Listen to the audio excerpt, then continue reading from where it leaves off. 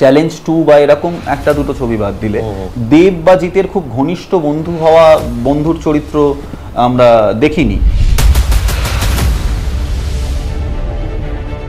কেউ বলেছেন যে টেলিভিশন এখন আমাকে বেয়ার করতে পারবে না। শুভব্রত সুর SBI কলোনিতে ফেলে পেটাবেন বলেছিলেন তোমাকে।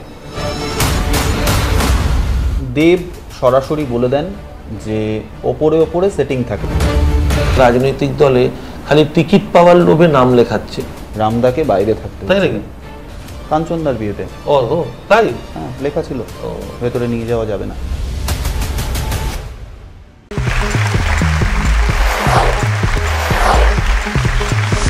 কাগজ খুলে কখনো হঠাৎ করে শুনতে পাওয়া যায় তিনি চলে গেছেন না ফেরার দেশে। সেটা শুনে উনি চমকে উঠে বলেন, আবার মশকরা করে বলেন, এতে কি আমার ইন্স্যুরেন্সগুলো ম্যাচিওর করতে পারে? ইন্স্যুরেন্স ম্যাচিওর না করলেও এই ইন্ডাস্ট্রি তাকে অনেকটা ম্যাচিওর করে দিয়েছে। নমস্কার, আপনারা দেখছেন সিটি সিনেমা আর ঠোঁট কাটা সিজন 3 নিয়ে আমি ত্রিনাঞ্জয়। আজ আমার সঙ্গে যিনি আছেন তিনি জয় করেছেন অনেক কিছু, জিতেছেন বহু মানুষের মন। আজ আমাদের সঙ্গে আছেন শ্রী জয়জিৎ বন্দ্যোপাধ্যায়।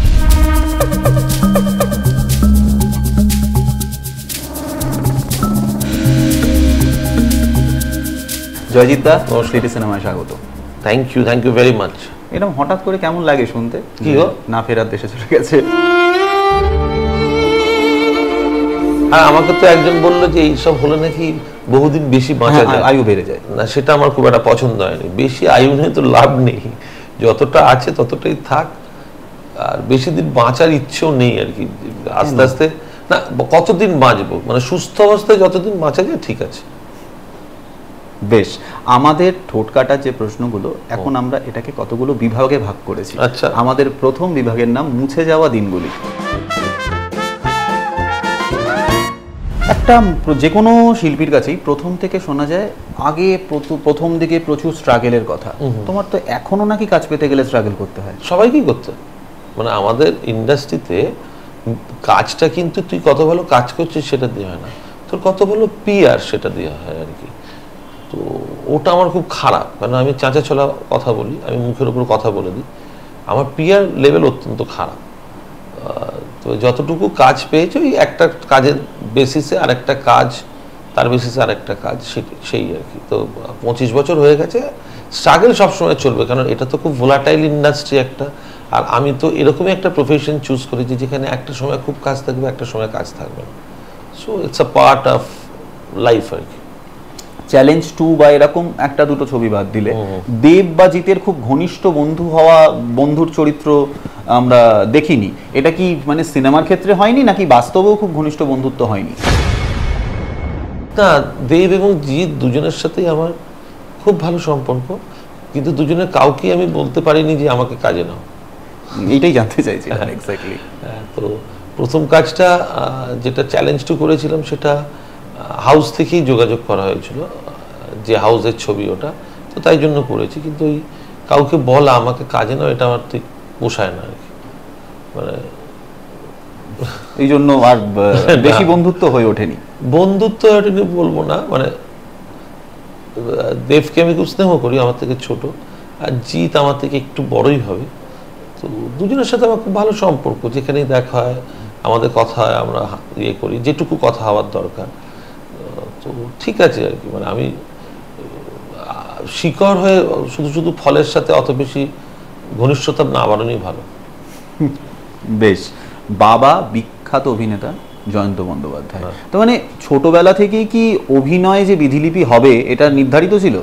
না, নির্ধারিত ছিল না। মানে আমি অভিনেতা হব এটা শোনার পর বাবার সাথে আমার খুব ঝামেলা হয়। তো আমি এক সপ্তাহে আমার এক মামার বাড়িতে গিয়ে থাকি।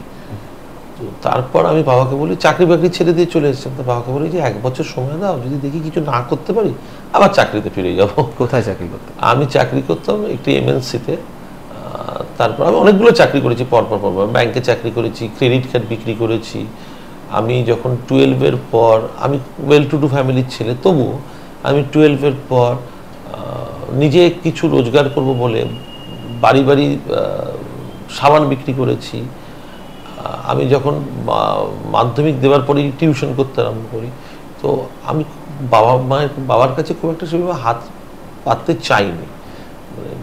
মানে আজ হয় না যে সবটাই বাবার ইয়েতে, মানে আমি সিনেমা দেখবো, আমি সবটা করব, সেটা সবটাই বাবা দেবে। তো আমাদের সময় সেটা ছিল আর কি, যে যতটা পারো নিজে যতটা রোজগার করতে পারো, তো তাতে সুবিধা হতো অনেক বেশি আর কি, টাকাটাও বেশি পাওয়া যেত, বাবার কাছে হাতও পাততে হতো না, সেই রকম। তোমার কাছে মানে তোমার অভিজ্ঞতা থেকেই জানা যে ছোটবেলার চাহিদাগুলো অত্যন্ত কম ছিল। হ্যাঁ, মানে একটা অ্যাডিডাসের জুতো তখন ভীষণ বাবা সাংঘাতিক পড়াশোনা করে আসা আর কি তোমার পুরো। হ্যাঁ, এখন কি চাহিদাগুলো বেড়ে গেছে? আমার না, এটা হয়তো অনেকে বিশাল বড় বড় কথা বলছে, আমার আমি সবটাতে অ্যাডজাস্ট করতে পারি। মানে আমার বন্ধু, অটো চালক বন্ধু আছে এখনো। আমার এক বন্ধু ছিল ছোট বলে, মা চালাও, তার ব্রেন টিউমার হওয়াতে সে মারা গেছে আমাদের এই বাজারে। তো আবার আমার বন্ধু আছে যে প্রচুর টাকা, বিশাল বড় রেস্তোরাঁ চেনের মালিক। তো আমার না বন্ধুত্ব করতেও যেমন খুব একটা প্রবলেম হয় না, তেমন জীবনটা কাটাতেও সেরকম প্রবলেম হয় না। যখন কাজ না থাকে আমি খুব কম পয়সা চালিয়ে নিতে পারি। মানে আমার এটা না হলে চলবে না, সেরকমটা কিন্তু নয়। মানে আমি রিসেন্ট একদিন হঠাৎ মনে হলো আমি ওখানে গাড়ি নিয়েই যাব, অনেকটা যেতে টাইম লাগবে, এই করবো, তো মেট্রোতে চলে গেল। আমাকে 4টি লোক দেখলো। এমনি তো আমি টেলিভিশন করি, আমাকে তো এমনি ফ্রিতেই দেখে, সেখানে নয় কিছু লোক দেখলো, কিন্তু আমার কনভিনিয়েন্ট মনে হলো মেট্রোতে চলে যাই। মেট্রো চলে গেলাম, বহু বছর পর চললাম, কিন্তু ভালো লাগলো, বেশ খারাপ লাগলো না কিন্তু। এবং সবাই দেখলে তো ভালোই লাগে। আমি তো সবার সাথে নিজের আমাকে সবাই যে দেখছেন চিনতে পারছেন। আমি ধরো উবের কি আমার এরকম প্রচুর আছে যে আমি এমনি ক্যাব ভাড়া করেছি। ক্যাব ভাড়া করে ধরো আমি কোথাও ঘুরতে যাব, তো ক্যাব ভাড়া করে যে ডেস্টিনেশন যেটা অবধি, সেখান থেকে ট্রেন ফ্লাইট এটা চলবে, তা তত অবধি আমি লোকটার সাথে গল্প করতে করতে যাই। কারণ চরিত্রটা চেনা যায়। আমরা তো এখন এত বেশি মানুষের সাথে মিশতে পারছি না, যাদের বিভিন্ন বিভিন্ন চরিত্র স্থানে অবজারভেশনটা কমে যাচ্ছে। তো আমি যখন ওর সাথে যে ওর সাথে কথা বলি, ওর পরিবার সম্পর্কে জিজ্ঞেস করি, ওর কিরকম রোজগার হয় ডেইলি জিজ্ঞেস করি, কেন রোজগার কম হচ্ছে কিংবা কেন রোজগার আরো বেশি হতে পারে, ওদের গ্রিভান্সেস শুনে আমার বেশ ভালো লাগে। খুব ভালো। এই বিভাগটার নাম লং শট। মানে জয়জিৎ বন্দ্যোপাধ্যায় একটা শট দিয়ে মনিটরে দেখছেন, মনে হচ্ছে এটা আরেকটা সেকেন্ড লুক দিলে ভালো হতো, লং শটে নিজেকে দেখছো। আচ্ছা, প্রথম প্রশ্ন, দীর্ঘ 25 বছরের কেরিয়ার এতটা সাধারণ কেন? একটু যদি নিজেকে সরিয়ে রাখতে, একটু যদি তুলে তুলে লাগতে, মানে হিরো হওয়া তো আটকানো যেত না কোনোভাবেই। না, আমি তো টেলিভিশনে হিরো করেছি। হ্যাঁ, মানে আমি বলছি ফলোয়ার্স হিরো, মানে তুমি খুব সাধারণভাবে মেশো মানুষের সাথে, এটা কেন? আমার ভালো লাগে। আমি তো সাধারণ, আমি খুব মানে কি বলবো, মিডল ক্লাস ফ্যামিলি থেকে উঠে আসা। আমি এটাই বলতে চাইছি যে এই মিডল ক্লাস মেন্টালিটি। হ্যাঁ, তো আমি তো প্রচুর দেখলাম 25 বছরে। টেলিভিশন থেকে উঠে ছবিতে গিয়ে বললো টেলিভিশন করবো না, টেলিভিশনের একটা নিচু চোখে দেখেছি, তাকেই আবার দেখেছি টেলিভিশনে ফিরে আসতে। তো আমি যদি আমার শিকড়টা ভুলে যাই। কেউ বলেছেন যে টেলিভিশন এখন আমাকে বেয়ার করতে পারবে না। হ্যাঁ, এরকম অনেকে, তারপরে দেখে দিচ্ছে টেলিভিশনে ফিরে এসছে, বের করতে পারবে না বলার পর। তো এক একজনের এক এক রকম থাকে। তো আমি এরকম বেশ আছি, তো খারাপ তো নেই, আমি বেশ নিজেকে মধ্যবিত্ত বলতেই ভালোবাসি। বেশ, কিন্তু রাজনৈতিক মন্তব্য এত ফস করে করো কেন? তুমি জানো না যে এখন ইন্ডাস্ট্রিতে বিভিন্ন রাজনৈতিক লবি আছে? বিভিন্ন না, একটাই রাজনৈতিক লবি আছে। তো তাতে কিন্তু আমার কাজ, তুমি শিওর একটাই লবি আছে? একটাই লবি আছে। তো আর বাকি কোনো লবি নেই, একটাই লবি আছে। হ্যাঁ, হয়তো সেই লবিতে নাম লেখালে সুযোগ সুবিধে, হয়তো মহাগায়ক অ্যাওয়ার্ড এসব পাওয়া যেত। আমি অভিনেতা, কিন্তু গায়ক অ্যাওয়ার্ড পেতাম, এগুলো পাওয়া যেত। কিন্তু আমি মনে হলো একটাই তো জীবন, সিদ্ধারাটা বিক্রি করে দেবো, মাথাটা নুইয়ে দেবো, থাক না যেরকম আছি, খারাপ তো নই। দেখো, যার নিজস্ব একটা প্রিন্সিপাল থাকে, জীবনের একটা প্রিন্সিপাল থাকে, রাজনৈতিক একটা প্রিন্সিপাল থাকে, কিন্তু কিছু পাওয়ার আশায় যদি সেটা আমি বিক্রি করে দিই, সেটা আমার কাছে খুব মনে হয় নিজেকে খাটো করা, নিজের চোখেই নিজেকে খাটো করা। দিনের শেষে আয়নার সামনে দাঁড়িয়ে নিজের চোখের দিকে চোখ রেখে তাকাতে পারবো না, কথা বলতে পারবো না, মনে হবে খালি আখের গোছানোর জন্য করছি। আমার দুটো জিনিস মানুষের দরকার, একটা হচ্ছে পাওয়ার দরকার, পাওয়া, আর একটা হচ্ছে পাওয়ার দরকার। আমার পাওয়া কিংবা পাওয়ার কোনোটার দরকার নেই, আমি বেশ আছি। আমার যতদূর ভদ্রলোকের নাম মনে পড়ছে, ভদ্র বললাম, হ্যাঁ ঠিক আছে, হ্যাঁ মানুষ, শুভব্রত সুর, SBI কলোনিতে ফেলে পেটাবেন বলেছিলেন তোমাকে। ও হ্যাঁ, বহুদিন আগে। হ্যাঁ, তারপর ভয় করে না এরকম রাজনৈতিক বক্তব্য ডাইরেক্টলি বলতে? তুমি সে নিজেও জানে তার রাজনৈতিক চিন্তাধারা ঠুলি যদি সরিয়ে রাখে চোখের উপর থেকে, আমি যেটা বলেছি সেটা ঠিক বলেছি। আমি যেটা বলেছি সেটা ঠিক বলেছি, এখনো বলছি। কারণ আমার যে সম্ভবত নরেন্দ্র মোদীর ওই মোমবাতি জ্বালানোর ব্যাপারটা বলেছিল না, আর বাসন বাজানোর ব্যাপারে মোস্ট প্রবাবলি। তো বাসন বাজিয়ে তো করোনা তাড়ানো যায় না, এখন প্রমাণিত। তা আমি তো ভুল কিছু বলিনি। আমার কাছে একটাই বক্তব্য, মানুষের ভালো হোক। হ্যাঁ, লোকে বলতে পারে আপনি কটা মানুষের ভালো করছেন, আমি সেটা ফলাও করে বলতে চাই না আমি কি করি।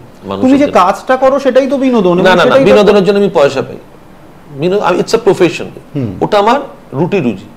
কিন্তু আমি তাছাড়া মানুষের জন্য কি করি সেটা আমি প্রচার করতে চাই না। তাহলে আমি, কারণ প্রচার করলে বলবে বাবা মানুষের জন্য করছেন, প্রচার করছেন, ছবি তোলার জন্য। হ্যাঁ, তো আমি সেটা বলতে চাই না। আমি এখনো বলবো না আমি কি করি, মানে মানুষ যাদের দরকার তাদের জন্য। তো আমার কাছে আমার প্রিন্সিপাল, আমার মোটো, আমার জীবন, আমার মতন করে আমি চলবো। আমি কারোর অঙ্গুলি হলে না চলবো না। আমার কোনো রাজনৈতিক সত্তা নেই। অনেক একটা চ্যানেলে দেখেছেন আমি সমস্ত রাজনৈতিক দলের নেতাকে চুপ করি, যখন সাধারণ মানুষের কথা বলেছি তখন যখন লোকে কমেন্ট করেছে তখন বলেছে আপনি সাধারণ মানুষের কমেন্ট করছেন। তা যে রাজনৈতিক দলের যেটা ভুল আমি সেটা বলবো, সেটা বামফ্রন্ট হোক, কংগ্রেস হোক, তৃণমূল হোক, বিজেপি হোক, সবার হোক, হতেই পারে। কোনো মানুষ তো ভুলের ঊর্ধ্বে না, ভুল তো হতেই পারে। না, আমার এখনো যেটা মনে পড়ছে, তুমি যে কমেন্টটা করেছিলে খুব মজা করে একটা করেছিলে, প্রধানমন্ত্রীকে হ্যাপি বার্থডে এরকম একটা বলেছিলে, তাতে কি এই ধরনের থ্রেড বা ফেলে পেটাবো এগুলো কাঙ্ক্ষিত? সেটা তার মানে স্কুলিং, তার বাড়ি, তার শিক্ষা, এটা মনে হয় না যে ওভারঅল পুরো রাজনৈতিক সংস্কৃতিটাই এটা হয়ে গেছে? সেটা তো আমরা সমস্ত ভোটের সময় দেখতে পাই। রাজনৈতিক এইটা হয় না, দেখছো না এখন একটা রাজনৈতিক দল থেকে আরেকটা রাজনৈতিক দলে খালি টিকিট পাওয়ার লোভে নাম লেখাচ্ছে। তো মানুষ আবার তাদের জন্যই চেঁচাচ্ছে। মানে কালকে ধরো আমি তোমাকে খুব গালাগালি করেছি কাল অবধি, আজকে আবার যেই তুমি আমার পরে চলে আসছো আমি তোমাকে নিজের ভাই বলে বুকে টানছি। তো এটা তো এই রাজনৈতিক পরিস্থিতি আমাদের। এই পরিস্থিতি ছিল না। আমি একদম বায়াসনেস কাটিয়ে রেখেও বলছি, এই মাত্র কয়েকদিন আগে একজন চলে গেলেন, যা আমরা সবাই জানি। তার ক্যাবিনেটের মন্ত্রী কোনো একটি কথা বলার জন্য তিনি নির্বাচন কমিশনের কাছে ক্ষমা চেয়েছিলেন ওই কথাটা ফিরিয়ে নিয়ে, এবং তিনি একটা সময় তারই দলের মন্ত্রিসভা থেকে চলে এসেছিলেন। তাকে যারা মেলাইন করেছিল, তাকে যারা ল্যান্ডমাইন পুঁতে উড়িয়ে দিতে চেয়েছিল লালগড়ে, তাকে যারা খারাপ মুখ্যমন্ত্রী তার সাদা ধুতি পাঞ্জাবিতে রক্তের দাগ লাগাতে চেয়েছিল, তাদেরকেই দেখলাম তাদের পায়ে মালা দিতে, পুষ্পস্তবক দিতে এবং কুমিরাস্ত্র বইয়ে দিতে আর কি। তো এসব তো দেখেছি। যে বুদ্ধিজীবীরা নেমেছিল হাঁটতে তারই এগেনস্টে,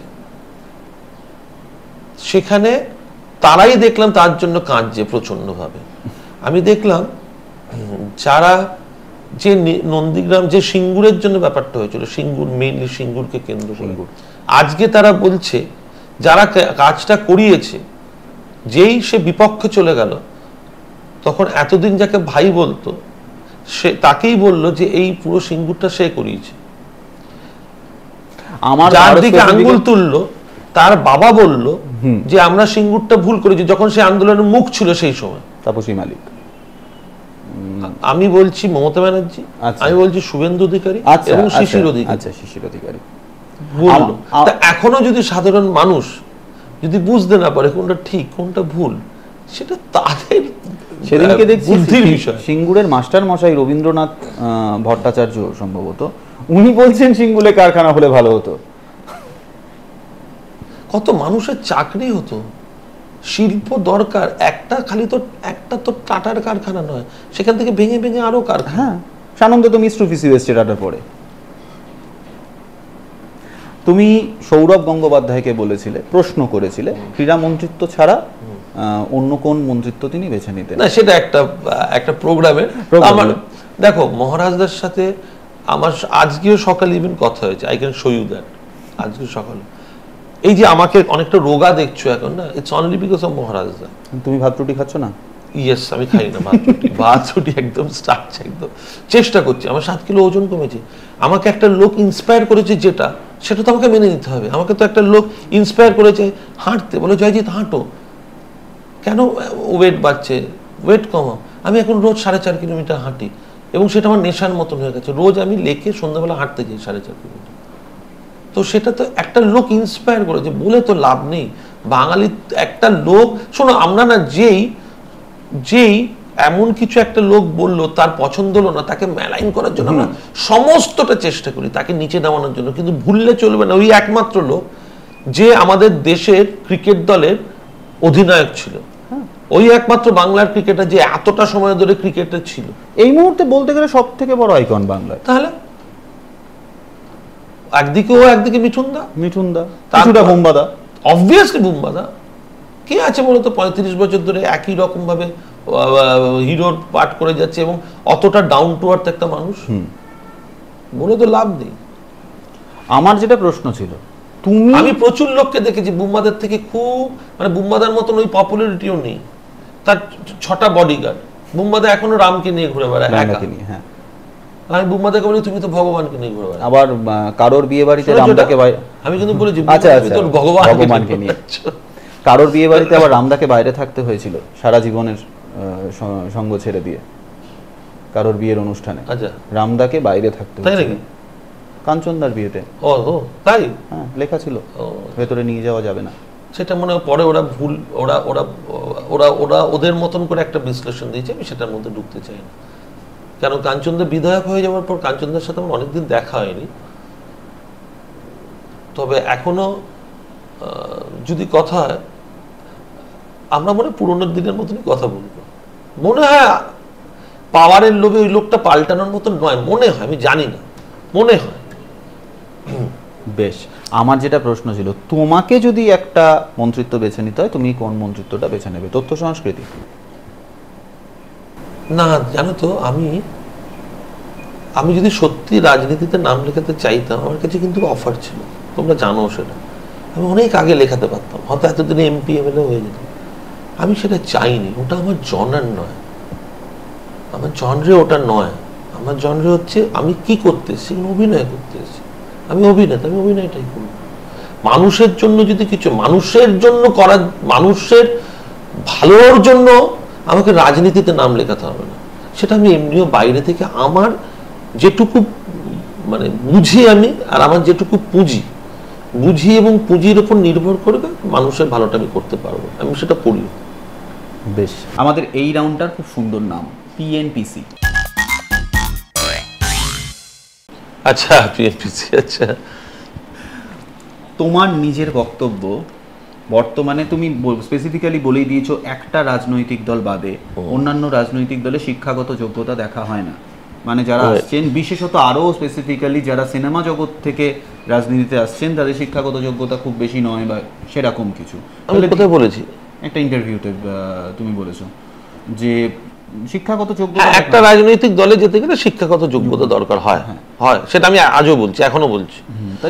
তার মানে এই নয় যে শিক্ষাগত যোগ্যতা থাকলে সে লোকটাই ভালো। কারণ শিক্ষাগত যোগ্যতা, চিরঞ্জিত দা এরকম হাই, প্রচন্ড উঁচু শিক্ষাগত যোগ্যতা। দীপকদের সাথে আমার কিন্তু খুব ভালো সম্পর্ক। দীপকদের মতন মানুষ, অত শিক্ষিত মানুষ সেটাই আমাদের ইন্ডাস্ট্রিতেও কম আছে। কেন আমাকে এবার তুমি বলছো অন্য দলে কি শিক্ষাগত, আমি বলেছি একটা দলের শিক্ষাগত যোগ্যতা মাস্ট।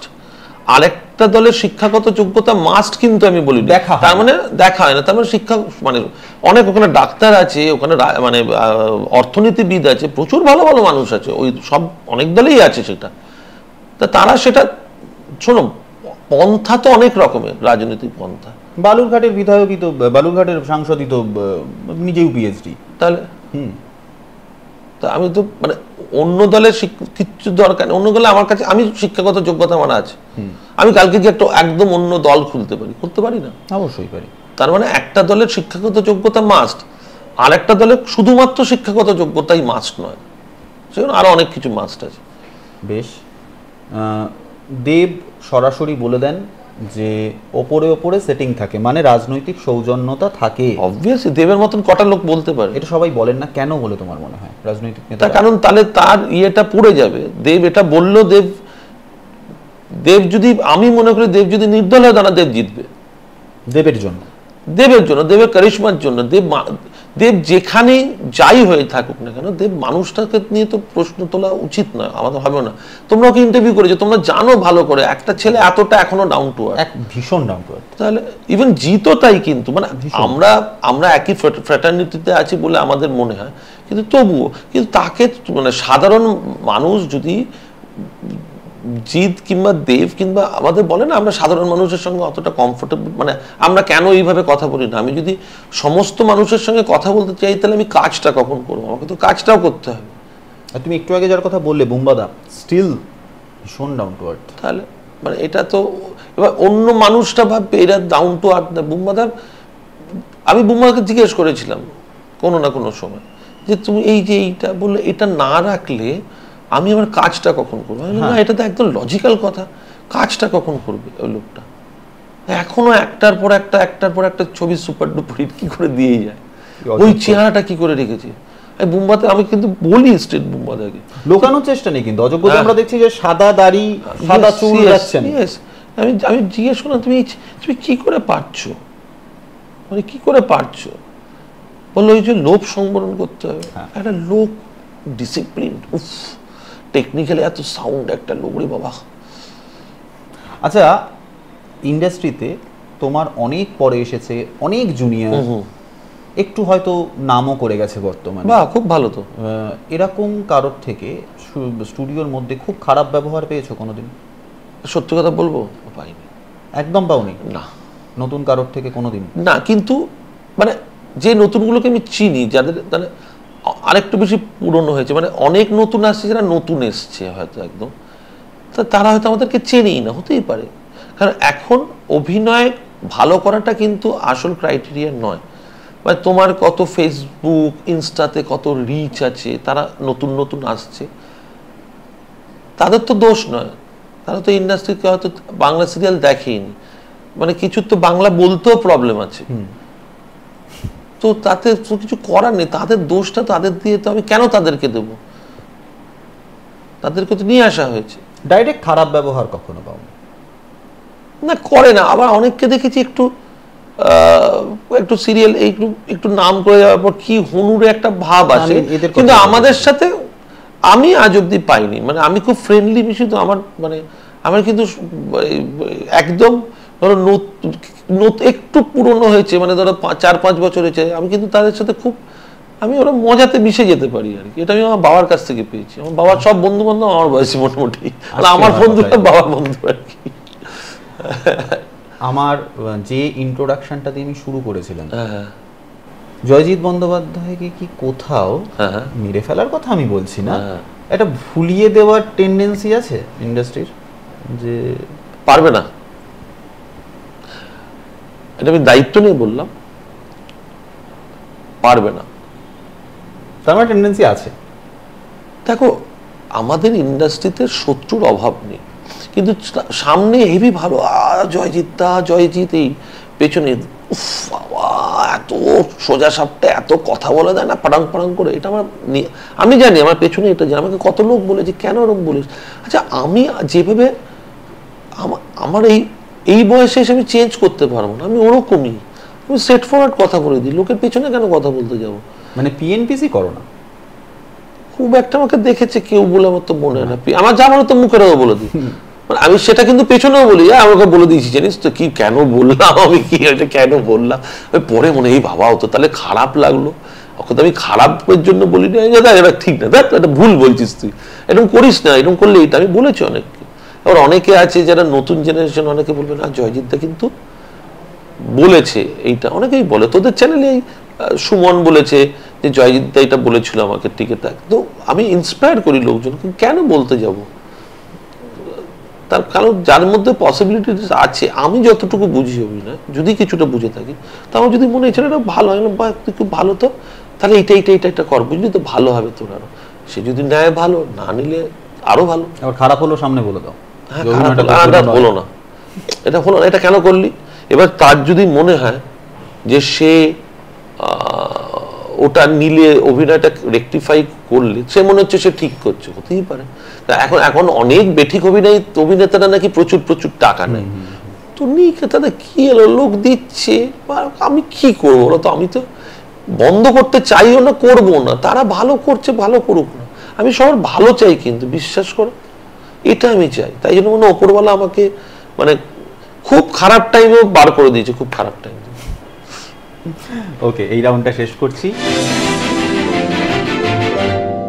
এই রাউন্ডটার নাম ক্লোজ আপ, অর্থাৎ নামটা শুনেই বোঝা যাচ্ছে এটা লং শট ক্লোজ আপ। আচ্ছা, এটা পুরোপুরি পার্সোনাল লাইফের উপর। আচ্ছা, শাশুড়ির মানে অপছন্দের বা এটা যদি আমি ওনার জায়গায় থাকতাম, আমি মজা করে বলি, আমি ওনার জায়গায় থাকলে আমি একই জিনিস বলতাম। তার কারণ একটা এমন প্রফেশন, আজ কাজ আছে কাল কাজ নেই, সেই প্রফেশনে মানে আমি যদি মেয়ের বাবা হতাম তাহলে আমি দিতেই চাইতাম নম্বরটা, এটা হতেই পারে। আবার এমনও হতে পারে আমার ছেলেকেও আমি কিন্তু চাই না যে পুরোপুরি অভিনয় আমার মতন একদম অভিনয়টাই প্রফেশন করুক, আমি অনেক বেশি চাইবো আমার বাবার মতন যাতে হোক, চাকরিটাও করলো, অভিনয়টা প্যাশন, অভিনয়টা থিয়েটারে চালিয়ে গেল, আমি এটা চাইবো।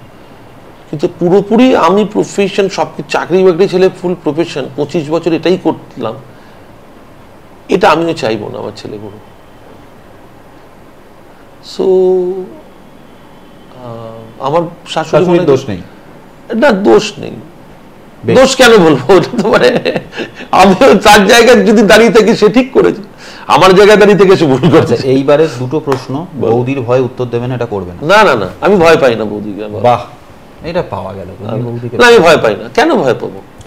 ছোটবেলা তো কোলে তুলে নিয়ে রাস্তা পার করেছো কয়েকজনকে, হ্যাঁ, এখন সেই সুযোগ হয় না খুব একটা। না এখন ওই স্ট্রেংথটা নেই, অত রোগামে পাওয়া যাচ্ছে না বাজারে, রোগা মেয়ে পাওয়া যাচ্ছে না বেশ। আর এখন যাকেই ওঠাবো সে নয় দাদা বলবে, আর নয় বাবা বলবে, কাকু বলবে, আবার দরকার নেই, বাবা বলবে না কাকু বলবে, কিংবা তো দাদা কিংবা কাকু বলবে, তো দরকার নেই।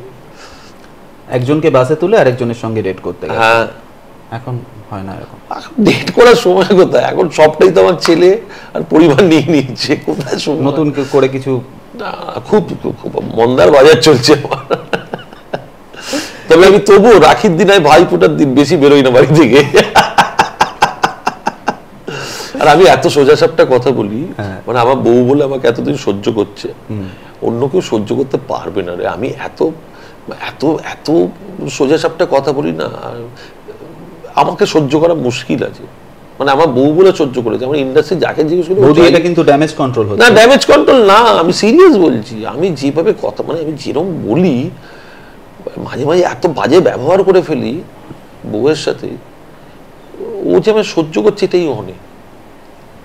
আচ্ছা, এখান থেকে একটু পার্সোনালি সিরিয়াস একটা প্রশ্ন করি, তুমি এটা বিশ্বাস করো জয়ন্ত বন্দ্যোপাধ্যায়ের সঙ্গে ইন্ডাস্ট্রি জাস্টিস করেনি? বিশ্বাস করি। মানে ওনার থিয়েটার জীবনটা একটু বলো না। ওনার থিয়েটার জীবন, থিয়েটার কমিউন, সমকালীন শিল্পী দল, ক্যালকাটা পারফরমেন্স করেনি বাবাকে, সত্যি করেনি। আমার তো মনে হয় বাবার মতন একজন অ্যাক্টরের আরো বেশি মানে কি বলবো, আরো বেশি ব্যাপ্তি হওয়া উচিত ছিল অভিনেতা হিসেবে, হয়নি, কপাল এটা। এখানে না সত্যি কথা বলি, যারা শুনছেন যদি এখন অব্দি সহ্য করে থাকেন, আমার অভিনয় জানাটা যেমন না, আর একটা হচ্ছে লাক ফ্যাক্টর 80%, 20% অভিনয় জানা, 80% লাক, 80% লাক ফ্যাক্টর, এটা আমি বিশ্বাস করি এবং এটা প্রমাণিত। কপাল না থাকলে তুমি হ্যাঁ, তুমি স্নেহাশিস সৌরভের ক্ষেত্রেই দেখো না, হবে না, অসম্ভব। সেখানে তো কোনো কম্পিটিশন ছিল না স্নেহাশিস সৌরভের ক্ষেত্রে। না, কিন্তু পাবে না তুমি, কপাল। এক্স্যাক্টলি। আমি তোমার পেজে তুমি বর্তমানে অনেক কিছুই, হ্যাঁ, জয়জিৎ ব্যানার্জি আমার নামই পেজ। আর তার সাথে তোমার থিয়েটারের জীবনটা একটু জানতে চাইবো। দেখো, আমার থিয়েটারের জীবন খুব ছোট। ধরো মাধ্যমিকের পর ওই 3-4 বছর থিয়েটার করেছি, কেন আমার ভালো লাগতো থিয়েটার, অভিনয়। আমি ছোটবেলা থেকে এই পরিবেশে মানুষ হয়েছি বলে। তারপর তো একদম ছেড়ে ছুড়ে পড়াশোনা হ্যানা ত্যানা ওই সব অনেক রকম করে চাকরি বাকরি হানা টানা করে হচ্ছিল না। তারপর তবে আমি চাকরি বাকরি করতে করতে আমি ছোট পাটে এইসব করছি, কিন্তু একটা সময় আমরা দূর এই 2 নৌকোয় পা দিয়ে চলা যাবে না, তো ছেড়ে চলে আসি দিল্লি থেকে। তো তখন আমি তিথির অতিথি বলে একটা সিরিয়াল, যেটা কুশল চক্রবর্তী আমাকে রেফার করেছিল যিশুদার কাছে, একটা কাজ দেখে আকাশ আটে আমাকে রেফার করেছিল, তখন ইটিভি বাংলা ছিল। তো ওটা সবাই জানে জন্মভূমি আমার প্রথম মানে হিরো হিসেবে প্রথম সিরিয়াল নয়, তিথির অতিথি। সেখানে আমি কঙ্ক চরিত্র করতাম, 7.5 না 8 বছর চলেছিল সিরিয়ালটা। তারপর আমি জন্মভূমি থেকে সুযোগ পাই, আর অনন্যা বলে একটা জি বাংলা থেকে সুযোগ পাই। তো টাচশুট আমার 3টে সিরিয়াল খুব হিট হয়ে যায়। এরপর একটা কাজের পর একটা কাজ। আচ্ছা, তারপরে আমাকে কিন্তু কাজ না পেয়ে বসে থাকতে হয়েছে, কারণ লোকে বলতো, তখন আমার কি হতো, অনেকগুলো কাজ একসাথে ঢুকতো, তখন তো এইভাবে ইন্ডাস্ট্রি ছিল না। তো তখন কি হতো, একটা ডেট আমার অনেক জায়গায় শুটিং করতে হতো, সেটা আমি নিজে থেকে দিতাম না, কিন্তু সেটা একজন নিয়েছে, আরেকজনকে বলেছে, ও সে তার থেকে নিয়েছে, এরকমভাবে একটা ডেট ভাগাভাগি। তখন সবাই ভাবলো যে আমি নাকি প্রচুর একসাথে কাজ করে আমি ফুল ডেট দিই না। তারপর সেই ভুল ধারণা ভাবলো, আবার কাজ করতাম, হলো আর কি। 25 বছর এই করে কাটিয়ে গেলাম, ভালো মন্দে মিশিয়ে। ঠিক আছে, আমি যা হয়েছি, আমি যতটুকু পেয়েছি, হ্যাঁ আমি যতটুকু পেয়েছি, যা হয়েছে সবই তো ইন্ডাস্ট্রি। আমি মানে আমার সন্তান, আমার বিবাহ, আমার সন্তান, আমার বাড়ি গাড়ি সবই তো ইন্ডাস্ট্রি দিয়েছি। আমি তো এতটা এক্সপেক্টই করিনি, আমার তো বিয়ন্ড এক্সপেকটেশন। আমি যতটা ভেবেছিলাম পাবো তার থেকে অনেক বেশি পেয়েছি। আমি এত রকম চরিত্র, টাকা ছাড়াও আমি এত মানুষ আমাকে ভালোবাসে, এত মানুষ আমাকে ঘেন্না করে। তুমি তো অনেক মানুষ তোমায় ঘেন্না করে, মানে প্রচুর মানুষ তোমায় চেনে বলে ঘেন্না করে। তো আমাকে এত মানুষ চেনে, আমি এত পরিচিতি পেয়েছি, আমি তো অন্য কোনো প্রফেশনে পেতাম না। ঠিক তাই। তো আমি কৃতজ্ঞ আমার ইন্ডাস্ট্রির প্রতি, যে আমি যতটুকু মানুষ আমাকে চেনে, আমাকে ধরো 10টা মানুষের যদি চিনে থাকে, তাকে তো আমার ইন্ডাস্ট্রির জন্য চিনেছে। তো এইটুকুই বা কজন পায়? আমি তো অনেক পেয়েছি, আরো হয়তো পাওয়ার বাকি, কিন্তু এইটুকু তো পেয়েছি, আমার এই কৃতজ্ঞতাটা আছে। বেশ, আমাদের পার্সোনাল লাইফ, এই পার্সোনাল রাউন্ড আমরা এখানে শেষ করলাম। আমাদের লাস্ট রাউন্ডের নাম প্যাক আপ। এখানে একটাই প্রশ্ন থাকবে আমার, সেটা হচ্ছে আগামীকাল সকালবেলা উঠে শুনলে জয়জিৎ বন্দ্যোপাধ্যায়ের আর কোনো প্রয়োজন নেই ইন্ডাস্ট্রিতে, কি করবে? দেখো, আমি খুব ভালো ড্রাইভ করতে জানি। আমি আমার নিজের পেজ জয়জিৎ ব্যানার্জিতে ছোট ছোট ছোট ছোট ব্লগ, আমি ব্লগটা না, ওই আমি আজকে এই খেলাম ওটা পারবো না। আমি অভিনয় করতে পারি, আমি অভিনয়ের একটা ছোট ছোট স্কিট করছি, 3 মিনিট 3.5 মিনিটের স্কিট করছি, মজার কমেডি। আমি এখন তো লোক হাসতে ভুলে যাচ্ছে, আমি লোককে হাসতে ভালোবাসি, আমি নিজে লোককে হাসাতে ভালোবাসি, লোকও হাসতে ভালোবাসে। এত কিছু জীবনে, এত প্রবলেমের পর তো আমি ওটা করছি আমার পেজ জয়জিৎ ব্যানার্জি ফেসবুকে, ওটা করব। আমি গাড়ি চালাতে পারি, ওটা করব। আমি এখন রান্না বান্নাও করতে পারি, তো আমি শোকে চালিয়ে নেব। এই যে সৌভিক দে তার সঙ্গে সংরক্ষণ করলে কেমন লাগলো? বেশ ভালো লাগলো। সৌভিক ইজ এ ভেরি বাচ্চা ছেলে, এনার্জেটিক ছেলে। আমার টোটকাটা এসছে এনার্জেটিক ছেলে, কিন্তু ওর একটু ধীর স্থির হতে হবে। খুব ভালো ছেলে, কিন্তু মিষ্টি ছেলে, ভালো ছেলে, মিষ্টি ছেলে, ভালো, খুব ভালো। আমার ভালো লেগেছে ওর সাথে কাজ করে, মানে ওর কাছে খুব পরিষ্কার ও কি করতে চাই। হ্যাঁ, ওটা আমার কাছে খুব ভালো। এর আগেও কৌশিক দা এদেরকে নিয়ে একটা ছবি করলো, তখন আমার ইন্টারভিউতে এসেছিল, খুব ভিউটা পরিষ্কার, খুব ভালো। শুনলেন ঠোঁটকাটা জয়জিৎ বন্দ্যোপাধ্যায়ের কথা। এমনই বিভিন্ন ঠোঁটকাটাদের আমরা নিয়ে আসি আমাদের এই বিশেষ অনুষ্ঠানে। ঠোঁটকাটার অনুষ্ঠান কেমন লাগছে আপনাদের? মন্তব্য করে জানান আমাদের কমেন্ট বক্সে।